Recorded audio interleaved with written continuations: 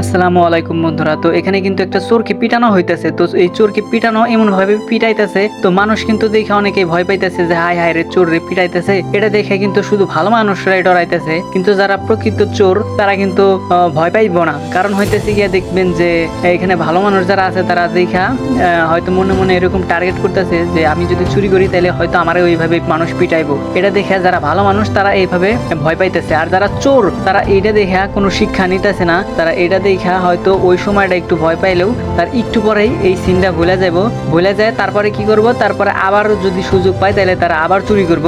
আর খেয়াল করে দেখেন এই চোরটারে চেনা রাখেন যে ভবিষ্যতে এখন যে চোর এমন মার খাইলো, ভবিষ্যতে দেখবেন যে এই চোর আবার চুরি করতেছে। আসলে বন্ধুরা, চোর কখনো মায়েরও জাত হয় না, ঠিক আছে? যারা প্রকৃত চোর তারা মায়ের যতই দেন তারা কখনোই ভালো হইব না, ঠিক আছে? যদি মাথায় ওই জ্ঞান বুদ্ধি না থাকে কখনোই তারা ভালো হইব না।